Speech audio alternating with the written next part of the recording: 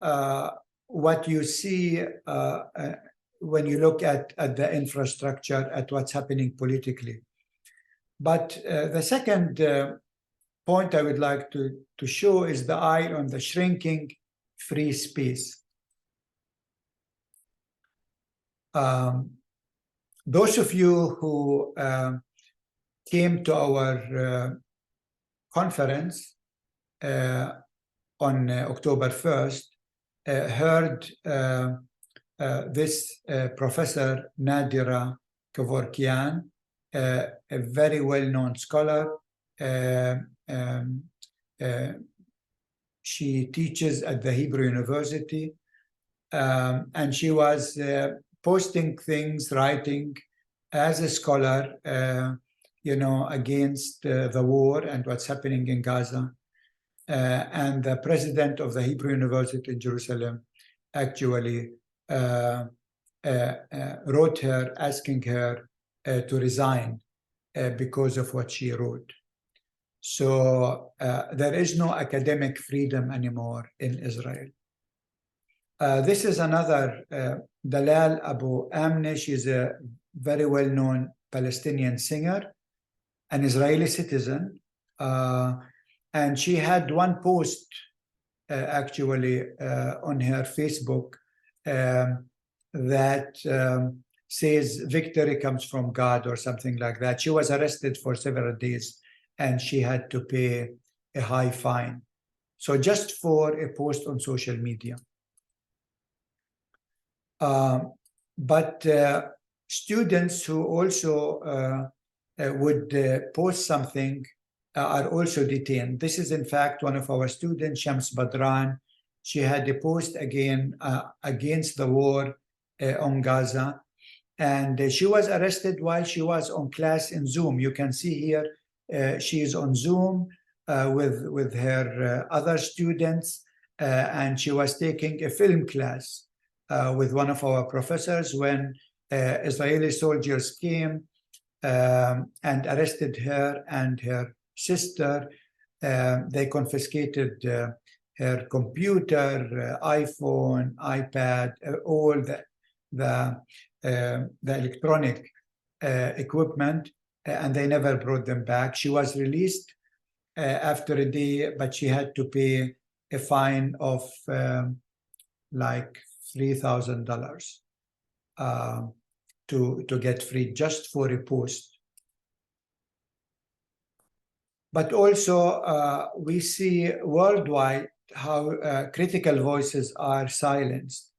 Deborah Feldman actually is a Jewish woman, German, and she made headlines because, she is Jewish, but she is against what Israel is doing in Gaza.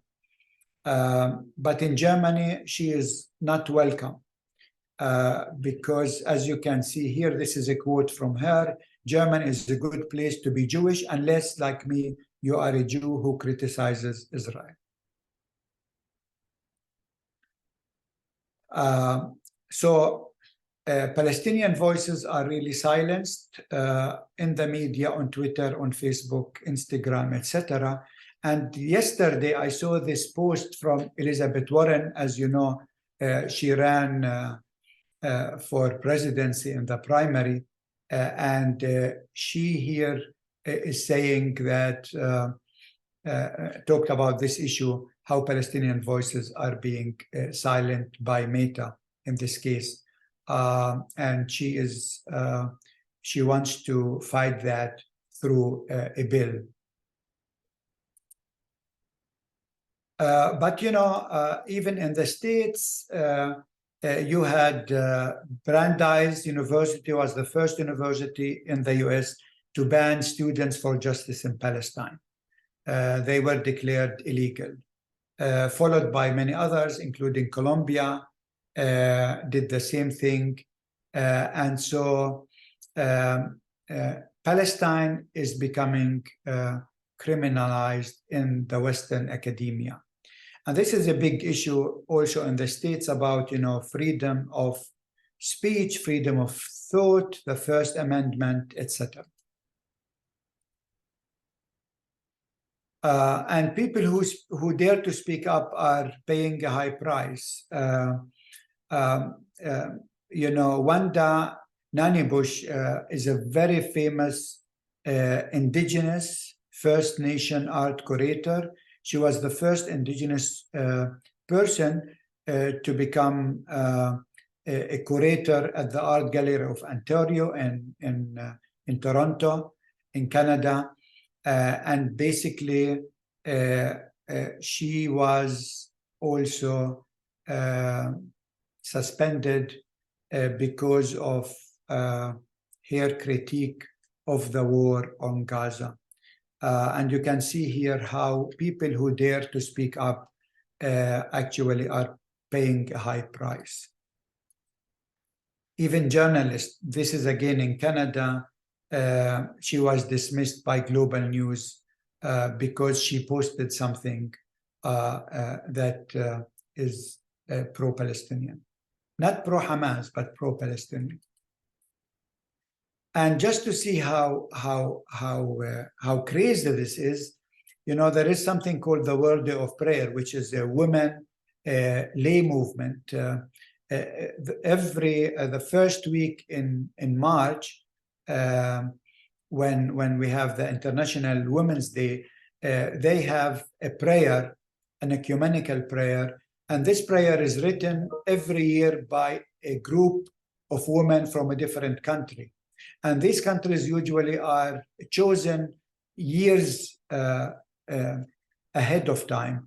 So Palestine was chosen to be the country from where this liturgy written by women will come. And so women in Jerusalem, Christian women in Jerusalem, they wrote this liturgy.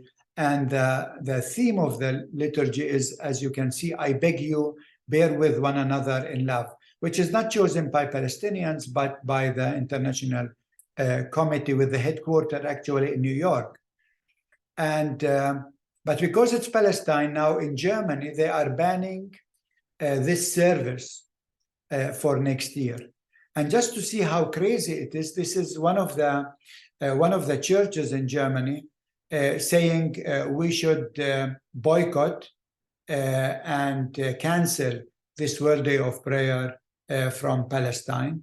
They say the prayers, the text, and the pictures are full with hate, which is not true at all. And look, they have pictures of women from Iran to represent the women, Christian women in Jerusalem. So you can see how, you know, even a prayer coming from Palestine is being banned right now, in this case in Germany. And how are people usually,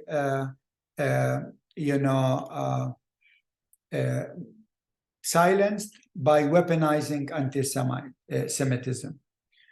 This is how the Israel lobby actually brought Jeremy Corbyn in England down, by saying he's anti-Semite, because he is just pro-Palestinian, has nothing to do with actually with anti-Semitism. But now, if you critique the state of Israel, the Israel lobby blame you of being anti-Semitic, and this is the end of people's career.